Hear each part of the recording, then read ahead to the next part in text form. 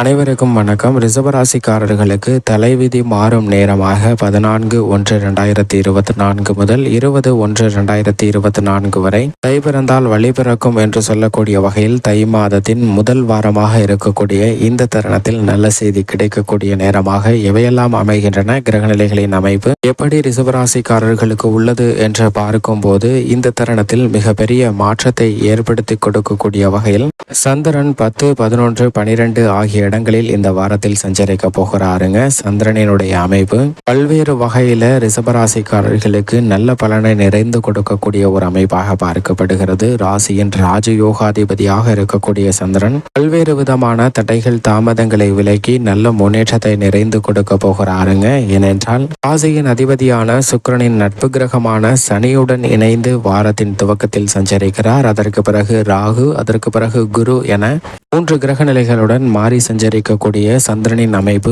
பல முன்னேற்ற வாய்ப்புகளை நிறைந்து கொடுக்கக்கூடிய ஒரு அமைப்பாக பார்க்கப்படுகிறது. சந்திரனின் அமைப்பு காரணமாக பல அதிரடியான மாற்றங்களை பெறக்கூடிய வாய்ப்பும் யோகமும் இந்த தருணத்தில் நிறைந்து கிடைக்க போகிறது. சந்திரன் மிக வலுவாக சஞ்சரிப்பதால் ரிஷபராசிக்காரர்களுக்கு இந்த தருணத்தில் பல சங்கடங்கள் விலகி மகிழ்ச்சி நிறைந்து கிடைக்கக்கூடிய ஒரு இனிமையான தருணமாக அமைய போகிறது என்பதை தெளிவாக உறுதிப்படுத்துகிறாருங்க. அது மட்டுமல்லாது அஷ்டமத்தில் நிலை கொண்டிருந்த சூரியன் 15ஆம் தேதிக்கு பிறகு பாகிஸ்தானத்தில் நுழைகிறார். இது ரிஷபராசிக்காரர்களுக்கு வரவேற்கத்தக்க ஒரு அமைப்பாக பார்க்கப்படுகிறது. உஷ்ண கிரகமும் முதன்மை கிரகமாக இருக்கக்கூடிய சூரியன் அஷ்டமத்தில் இருப்பதை விட பாகிஸ்தானத்திற்கு வருவது பல நன்மைகளை நிறைந்து கொடுக்கக்கூடிய ஒரு அமைப்பாக பார்க்கப்படுகிறது. எனவேதான் பல்வேறு விதமான காரிய தடைகள் விலகி நல்ல முன்னேற்றம் நிறைந்து கிடைப்பதற்கான வாய்ப்பு உருவாகிறது. வீண் அலைச்சல், சிரமம், ஆரோக்கிய தொல்லை போன்ற அனைத்தும் ரிஷபராசிக்காரர்களுக்கு இந்த தருணத்தில் விலகக்கூடிய ஒரு இனிமையான தருணமாக அமைய போகிறது என்பதை தெளிவாகவும் துல்லியமாகவும் உறுதிப்படுத்துகிறாருங்க சூரியன்.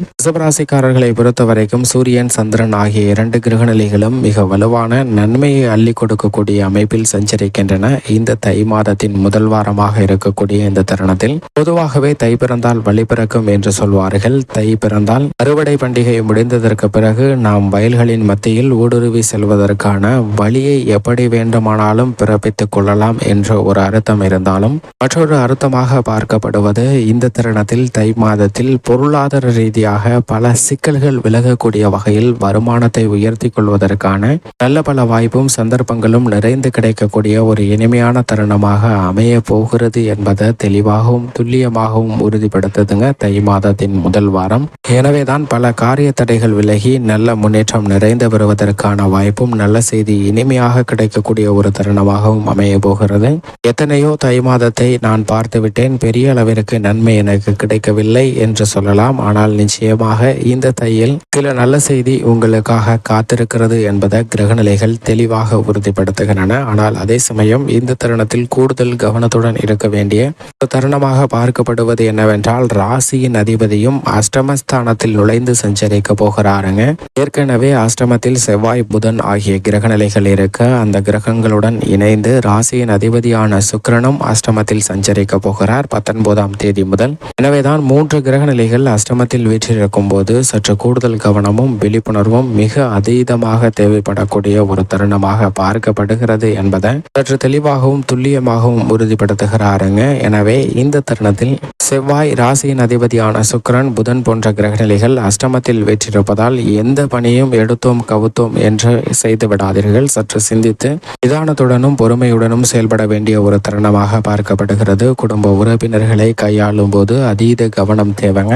ஏனென்றால் சில மனக்கசப்பும் சங்கடங்களும் ஏற்படுவதற்கான வாய்ப்பு பண்டிகை நிறைந்த இந்த தருணத்தில் இருக்கிறது. எனவே கவனத்துடன் எதிர்கொள்ள வேண்டிய ஒரு தருணமாக பார்க்கப்படுகிறது என்பதை துல்லியமாக 3 கிரகநிலைகள் அஷ்டமத்தில் வீற்றிருப்பதால் உறுதிப்படுத்துகின்றன. எனவே இந்த தருணத்தில் சற்று விழிப்புணர்வுடன் இருங்க. ஆனால் அதே சமயம் புதிய வாய்ப்புகள் உங்களை தேடி வரும். ராசியின் அதிபதி அஷ்டமத்தில் மறைந்தாலும் செவ்வாய் மற்றும் புதனுடன் இணைந்து சஞ்சரிக்கிறார். இந்த தருணத்தில் குருவின் சுப பார்வை அபரிவிதமாக கிடைப்பதால் சில கடினமான சவால் நிறைந்த காரியங்களை செய்தாலும் கூட அவற்றின் மூலமாக ஆதாயம் நிறைந்து கிடைக்கக்கூடிய ஒரு தருணமாக தான் பார்க்கப்படுகிறது. மிகப்பெரிய அளவில் சவால் நிறைந்த காரியங்களை கூட சற்று செய்து முடிக்கக்கூடிய வாய்ப்பு நிச்சயமாக கிடைக்கிறது. அரசியல் சார்ந்த பணிகளில் ராசியின் அதிபதி அஷ்டமத்திற்கு செல்வதால் அவ்வளவு சாதகமான நன்மை தரக்கூடிய ஒரு அமைப்பாக பார்க்க முடியாது. எனவே எதை செய்தாலும் நிதானமும் கவனமும் மிக முக்கியமாக தேவைப்படுகிறது என்பதை ரிஷபராசிக்காரர்களுக்கு உறுதிப்படுத்துகிறாருங்க. வித்யாக்காரராக இருக்கக்கூடிய புதன் அஷ்டமத்தில் இருப்பதால் சற்று கவனச்சிதறல்கள் ஏற்படலாம். ஆனால் மிக விரைவிலேயே அவை சரி செய்யப்பட்டு பாடத்தில் நன்கு கவனிப்பதற்கான வாய்ப்பு நிச்சயமாக கிடைக்கிறது. விவசாயத்துறையின் அதிபதியாக இருக்கக்கூடிய செவ்வாய் அஷ்டமத்தில் இருப்பதால் விவசாயம் சார்ந்த பணிகளில் அதிக கவனமும் விழிப்புணர்வும் தேவை. கடன்பட்ட சூழ்நிலையில் அந்த கடனை அடைப்பதற்கான வழி கிடைக்கிறதா என்று பார்த்தால் அவை சங்கிலி தொடர் போல் மாற்றி மாற்றி வைத்துக் கொண்டிருக்கக்கூடிய ஒரு சூழ்நிலை தான் இந்த தருணத்தில் உருவாகிறதே தவிர முற்றிலும் கடன் சார்ந்த தொல்லைகளில் இருந்து வெளிவருவதற்கான வாய்ப்பு இல்லை என்பதை செவ்வாய் உறுதிப்படுத்துகிறாருங்க. எனவே எக்காரணத்தை கொண்டும் இந்த தருணத்தில் புதிய கடன்களை மேற்படுத்தி கொள்ள வேண்டாம். புதிய கடன்களால் சில சங்கடங்களை சந்திப்பதற்கான வாய்ப்பு நிச்சயமாக உருவாகும் என்பதை உணர்ந்து செயல்படுங்க. பெண்மணிகளை பொறுத்த வரைக்கும் பெண்மணிகளின் நலனுக்கு பொறுப்பேற்ற குரு விரயத்தில் இருக்கிறார். ராசியின் அதிபதியான சுக்கிரன் அஷ்டமத்தில் இருக்கிறார். 2 கிரக நிலைகளுமே அவ்வளவு சாதகமான அமைப்பில் இல்லை. பொங்கல் பண்டிகை முடிந்ததற்கு பிறகு ராசியின் அதிபதியான சுக்கிரன் அஷ்டமத்திற்கு செல்கிறாருங்க. எனவே 19ஆம் தேதியிலிருந்து பெண்மணிகள் குடும்ப உறுப்பினர்களிடம் சற்று கனிவாகவும் விட்டு கொடுத்து சென்றால் நல்ல பலன் கிடைக்கும். கணவன் மனைவிக்கிடையே வீண் கருத்து வேறுபாடுகளை தவிர்ப்பது உங்களது கையில் தான் இருக்கிறது என்பதை சுக்கிரன் மற்றும் குரு ஆகிய 2 கிரகநிலைகளும் தெளிவாக உறுதிப்படுத்துகின்றன. சில விரய செலவுகள் சந்தித்தாலும் அதன் காரணமாக பெண்மணிகளுக்கு பெரிய அளவிற்கு சிரமம் இல்லை. முழு சுபகிரகமாக இருக்கக்கூடிய குரு விரயத்தில் இருக்கிறார். எனவே விரய செலவுகள் அதீதமாக சந்திப்பதற்கான வாய்ப்பு நிச்சயமாக இந்த தருணத்தில் இருக்கிறதுங்க.